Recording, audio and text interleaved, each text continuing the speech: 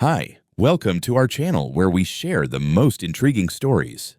When I inherited my grandfather's secluded lakefront haven, I expected peace. What I got was a war, with a power-hungry HOA president, fake volunteers, arson, and a courtroom showdown. This isn't just a story about land, it's about reclaiming your right to live free. When my grandfather passed away, he left me something far more valuable than money or heirlooms. A piece of serenity tucked away on the edge of Lake Evermere. 6 acres of private wooded shoreline, complete with an old but sturdy house, a creaky wooden dock, a tiny guest cabin, and a view that would make poets weep. I was 38 and burnt out from years in the tech industry, so I packed up my life in Denver, quit my job, and headed straight to what I thought would be peace on earth. I arrived with a truckload of essentials, a toolbox, and a heart ready for quiet. The house had good bones. The front porch sagged just enough to feel nostalgic, and the interior smelled like cedar and dust. My grandfather had kept it in good shape, and though there was work to do, new wiring, stronger fencing, a few roof tiles to replace, it was livable, even charming. The first thing I did was install a security system. Not because I was worried, but because Grandpa always said, "Trust nature, not neighbors." Smart man. I mounted cameras discreetly around the house and set up motion sensors along the tree line and dock. Then I walked the perimeter, noting every inch of my land. It wasn't just a house, it was a retreat, a border between the real world and mine. What I didn't know, however, was that my private oasis was right next to a ticking time bomb in yoga pants. Lake Harmony, a newer HOA-controlled development, sat just beyond my north fence line. Rows of beige, nearly identical homes with trimmed hedges and manicured mailboxes hugged the lakeshore like a picket-fenced cult. I barely noticed them at first, beyond the fact that the occasional jogger or dog walker passed by my road with suspicious curiosity. But within days, I started seeing the same woman hovering along the edge of my property. Mid-50s, stiff posture, hair that hadn't moved since the Reagan era, tablet in hand like a badge of authority. The type who looked like she'd issue citations for lawn offenses. She introduced herself as Karen Sparrow, president of the Lake Harmony Homeowners Association. I didn't need to ask her title. She offered it the moment we locked eyes. Her first words weren't hello or welcome, but a firm. "Do you have permits for your fencing and surveillance equipment?" I blinked. "It's private property. I don't need your permits." Her eyes narrowed like I'd just insulted the Constitution. It wasn't long before I found anonymous flyers on my mailbox suggesting I join the community efforts to preserve shoreline access. One morning, I caught a man in a Lake Harmony windbreaker trying to photograph my dock. When confronted, he claimed he was documenting environmental encroachments. I knew then that my peaceful dream had a name, and that name was Karen. The first visit from the police came exactly 5 days after I moved in. I was on the back deck sipping coffee and planning out which part of the property to tackle next. Replace the rusted hinges on the boat shed, maybe clean the leaves out of the gutters, when I saw the cruiser pull up my gravel driveway. The officers stepped out, their expressions unreadable, and one of them, Officer Diaz, called out, "Sir, we received a report of potential squatting on this property. May we speak with you?" I blinked, momentarily stunned. "Squatting?" I asked, approaching calmly, mug still in hand. "I own this property." He held up a clipboard. "We've been informed that the property is supposed to be vacant. The caller claimed it had been abandoned, and someone may have broken in." I raised my brow, then invited them to the porch table and laid out everything. My driver's license, the deed, the will from my grandfather, the tax assessments, utility, transfer documents, every shred of proof that I was, beyond all doubt, the lawful owner. Officer Diaz flipped through the pages with visible boredom, clearly realizing this wasn't going anywhere. He gave a nod of reluctant approval, apologized for the inconvenience, and left. I shrugged it off. A simple mistake, I told myself. Except it happened again. 1 week later, same driveway, same cruiser, this time different officers. New faces, same line.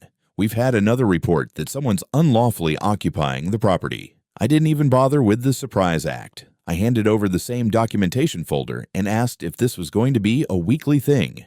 They too apologized and left, but now my curiosity was piqued. I asked if they could tell me who filed the complaint. They wouldn't. Privacy laws, they said, but the younger officer's eyes flicked involuntarily toward the Lake Harmony development when I pressed him. That was all the confirmation I needed. The third time, I was ready. 2 weeks in, and this time the officer looked downright embarrassed. "Look, I'm sorry, Mr. Bryce. We've had multiple reports. We're obligated to respond, but your name's in the system now. This shouldn't keep happening." I nodded politely and asked if the calls were coming from Karen Sparrow. His jaw clenched. He didn't answer. Over the course of 2 months, I counted 9 visits, 9 patrols. Each time, same dance. I'd show my documents, the officers would mumble apologies, and I'd watch them head back to their cruiser like tired mall cops on loop. What infuriated me wasn't just the interruptions, it was the tone of the complaints. Suspicious male spotted near dock. Unknown man entering vacant residence. Possible trespasser installing surveillance equipment. It was all designed to paint me as a threat, a shadowy figure lurking on land that had been mine since the ink dried on the inheritance.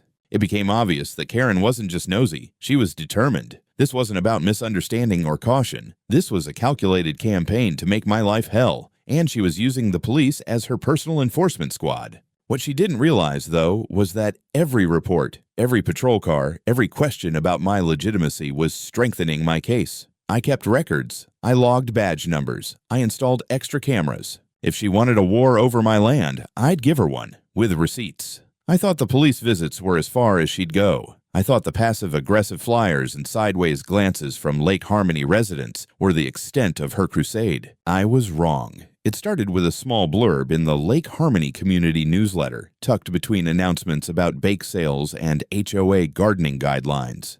Concerns have been raised about an unidentified individual occupying private shoreline adjacent to our community. Residents are advised to avoid contact until further clarification is provided. It didn't mention me by name, of course, but it didn't have to. My land was the only one on that stretch of lake not included in the HOA map, and everyone knew who had recently moved in. It was passive-aggressive slander with plausible deniability. Then came the article. A local online blog run by a so-called community advocate published a full write-up titled, "Who is the Man on the Lake? Residents worry over security, dogs, and drones." The author, Karen Sparrow. She didn't even bother hiding it. She framed herself as a concerned neighbor, referencing multiple police visits, surveillance equipment pointed at community property, and erratic, aggressive behavior. She even claimed I was keeping large guard dogs and had blocked access to historically public shoreline. It was a hit piece. A carefully constructed bit of fiction wrapped in fear-mongering and HOA jargon, and it spread like wildfire. I woke up the next day to find comments under the post, some vague, some vile. Why isn't the city doing anything? Maybe we need to organize and take the property back. Someone even posted a blurry photo of me carrying lumber across my yard, captioned, "Proof he's building something unpermitted." I was furious, but not surprised. Karen had escalated. The police hadn't worked, so now she was dragging my name through the mud, trying to spark outrage and force me out through sheer social pressure. I was being painted as a threat to the neighborhood, a dangerous outsider occupying their lake. The irony, of course, was that my property had been here decades before Lake Harmony even existed. But in her version of the truth, I was an invader, a villain in her suburban soap opera. That's when I made a decision. Enough was enough. I retained a legal firm out of state, sharp, aggressive attorneys who didn't care about HOA politics or local whispers. We filed formal complaints with the police department, citing abuse of emergency services and repeated false reports. We sent a cease and desist letter to the Lake Harmony HOA and to Karen personally, demanding the removal of defamatory content and a public retraction. And then I filed 2 civil suits, one for defamation and reputational damage, and one for harassment and targeted emotional distress. I also met with the sheriff's office in person, sat down with the deputy chief. I explained everything, from the inheritance to the harassment to the blog post. I showed them call logs, footage, screenshots, even the flyers. I asked just one thing. Would you tolerate this if it were your land? The silence that followed told me they finally saw it for what it was. Not neighborhood concern, not confusion. A coordinated campaign to drive me out. A vendetta. That week, Karen Sparrow was arrested. Karen's arrest didn't make the evening news, but it might as well have set off fireworks in Lake Harmony. The HOA forum went dead silent overnight. No more posts about community safety. No new blurry photos. No thinly veiled accusations. For the first time in months, it felt like someone had finally pulled the plug on her megaphone. And when word spread that she'd been charged with filing false police reports and defamation, the shift was palpable. A few of her staunchest defenders deleted their posts. Some residents even sent me handwritten notes apologizing for the misunderstandings. It was damage control, but I appreciated the gesture. At her arraignment, Karen showed up in pearls and pastels like she was going to a brunch, not standing trial. She pleaded not guilty, of course, her lawyer arguing she acted in good faith out of concern for community safety. But the judge wasn't buying it. With 9 police calls traced back to her, plus a published article full of lies, her intent was clear. Still, it was her first offense, and this was suburban America, where appearances still carry weight. So she walked out with 6 months probation, a hefty fine, and a restraining order that forbade her from initiating contact with me or stepping foot within 100 feet of my property line. But Karen Sparrow wasn't the type to let legal documents stop her. She didn't shout or scheme out loud anymore. No, her retaliation got quieter, dirtier, and far more invasive. It started small. I noticed someone had cut the wiring on one of my motion sensors at the edge of the dock. The camera caught nothing. A few nights later, I found a rock embedded in one of my newly planted garden beds. On it, crudely scrawled in black marker, "Lake belongs to all." I replaced the sensor and the camera. I tossed the rock. I didn't react because that's what she wanted, but I logged it. I logged everything. Then things escalated. One morning, just after sunrise, I stepped onto the dock with a cup of coffee and stopped cold. The entire left side of the pier was scorched. Blackened boards, charred debris, and ashes floating in the water like paper snowflakes. Someone had tried to set fire to my dock during the night. The flames hadn't reached the house, thank God, but it was deliberate. A few feet away, I found melted plastic, likely a cheap lighter, and traces of gasoline. The cameras facing that angle had been disabled, cleanly, precisely. Later that day, I found my perimeter fence slashed in 2 places, like someone had tried to crawl through without triggering the gate sensors. The gate lock had been tampered with. One of my cameras was smashed and tossed into the lake. My stomach turned when I discovered spray paint on the rear side of the boathouse, written in jagged, erratic lettering, "Give the lake back." This was no longer petty harassment. This was calculated vandalism, possibly arson. And the message was clear. Someone was still watching me, still furious, still trying to drive me out by force. But it wasn't until the police interviewed 2 local teenagers caught loitering behind my property that the pieces finally clicked into place. The boys, barely 16, were caught trying to sneak through my back gate. When questioned, one of them spilled everything, said a community representative gave them a key and told them they'd be helping restore public access to a place that should have never been sold off. They were promised a small volunteer grant for their time. He even had a laminated badge labeled Lake Harmony Volunteer Patrol. When the officers showed me a photo of the badge, I nearly laughed. It had Karen's signature. She'd been using a go-between, someone from her circle, to recruit teenagers to commit acts of trespass and sabotage, all while she played the innocent citizen on probation. She thought she was clever. She thought layering her actions through others would protect her. She was wrong. When the officers came to take Karen in the second time, there were no niceties, no warnings, and certainly no room for misunderstanding. It was early afternoon when 2 squad cars pulled up in front of her pristine Lake Harmony home, blue and red lights flickering silently like a judgment passed. I didn't witness it myself, but I heard about it within the hour. Apparently she was gardening when they arrived, kneeling among her hydrangeas with clippers in hand like nothing in the world could touch her. She didn't speak a word as they cuffed her, just stood there, back rigid, lips pressed into a tight line, while the neighbors watched from their porches in stunned silence. The charges this time were serious: conspiracy to commit vandalism, criminal mischief, destruction of private property, tampering with surveillance systems, contributing to the delinquency of minors, and, most damning of all, violation of the conditions of her probation. Her restraining order had been clear: no contact, no interference, no proximity. But giving underage boys keys to my gate and instructing them to destroy my cameras, that was interference in its purest, most prosecutable form. I was called down to the sheriff's office that same day. Detective Harlan, who'd been assigned to the case after the dock fire, briefed me on everything. "We've matched the prints on the lighter to one of the kids," he said, and he claims Karen handed him the key herself. Says she called it community service. The second boy's story lines up exactly, and that fake volunteer badge, designed by her. There's a print match from her home computer. It's airtight. I asked the one question that had been gnawing at me. Why? What was she hoping to accomplish? Harlan exhaled and leaned back in his chair. Control. She doesn't see your land as yours. She sees it as territory that slipped through her fingers. She thinks she's protecting the lake, even if she has to break the law to do it. And she genuinely believes the rules don't apply to her. By the end of the week, Karen Sparrow was officially booked at the county jail. No bail this time. Her probation was revoked immediately, and a new criminal case was opened. The assistant district attorney handling the matter wasn't pulling punches. They were stacking the charges, felony counts where applicable, enhancement for recruiting minors, property damage well into 5 figures. It was no longer a neighborhood nuisance case. This was now a full-blown prosecution. I wasn't done either. My legal team filed an updated civil suit against both Karen and the Lake Harmony HOA, citing gross negligence and enabling behavior.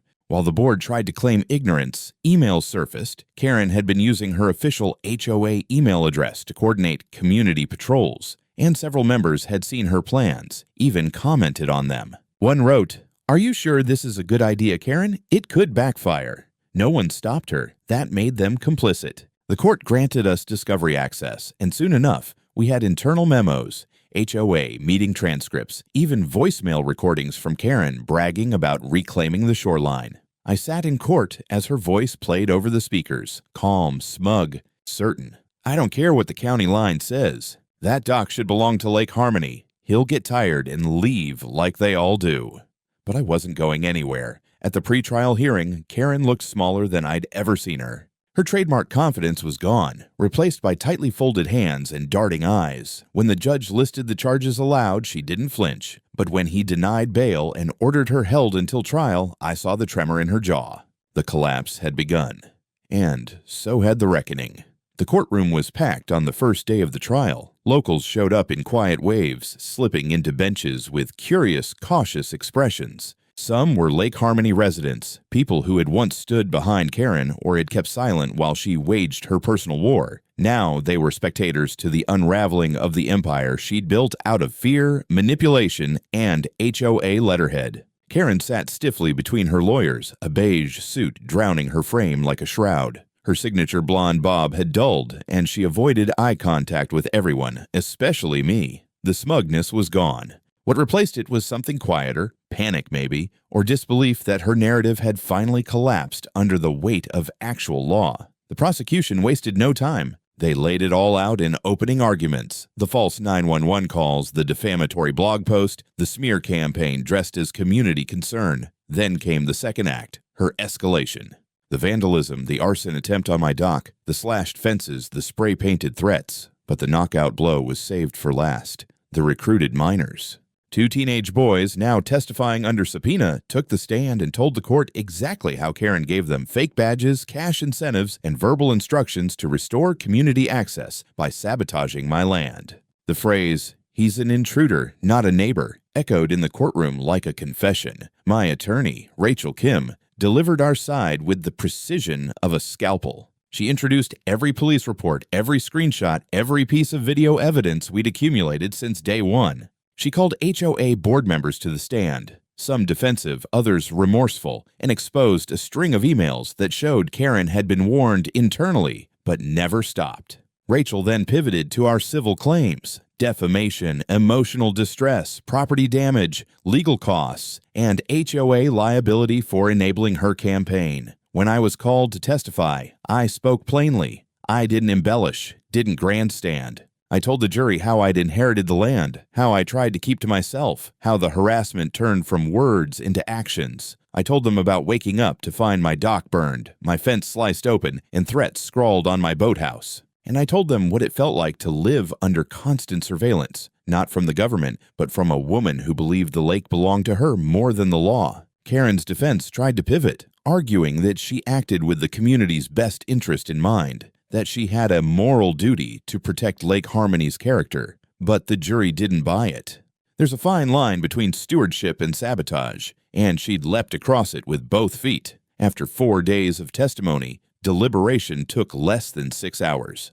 The verdict? Guilty on all criminal counts. 3 years in state prison, no possibility of parole for the first 18 months. Violation of probation, conspiracy to commit vandalism, and reckless endangerment involving minors. As for the civil suit, the judge awarded me $950,000 in damages, covering emotional distress, repair costs, legal fees, and punitive compensation. But the ruling didn't stop there. The court issued a permanent injunction against Karen and the Lake Harmony HOA, declaring my property an independent, exempt estate with no affiliation, current or future, with the HOA. Any future attempts by Lake Harmony to assert control, regulate, contact, or otherwise interfere with my property would result in automatic fines and contempt proceedings. I walked out of that courtroom not just vindicated, but fireproof. Karen's reach had been cut off at the root, and she, finally, was done. The air felt different after the trial, lighter somehow,